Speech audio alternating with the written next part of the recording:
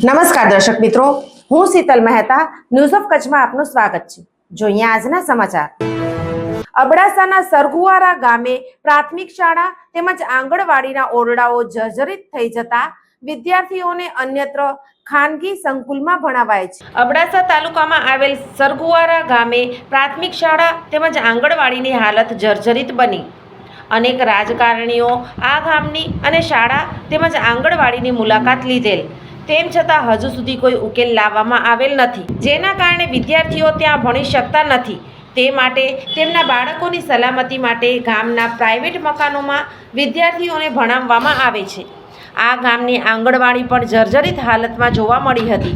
બાળકોની સલામતી માટે નાના ભૂલકાઓ માટે પણ પ્રાઇવેટ હોલમાં અભ્યાસ માટે વ્યવસ્થા ઊભી કરી છે।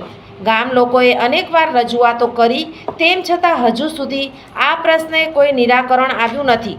લોકોની એવી માંગ છે કે આ તાત્કાલિક શાળા અને આંગણવાડીનું કામ શરૂ કરવામાં આવે અને વિદ્યાર્થીનું ભવિષ્ય ઉજળું બને।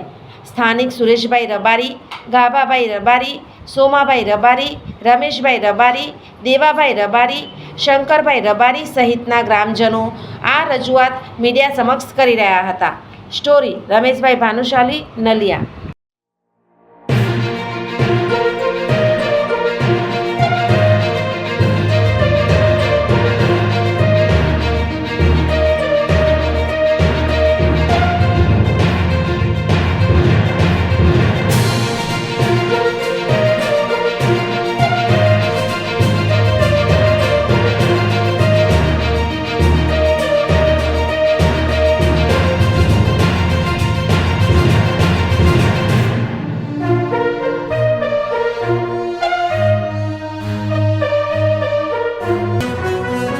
सोफ Kutch power by Opal electronics, LG best shop, Vijaynagar road Bhuj, Rambagh road Adipur.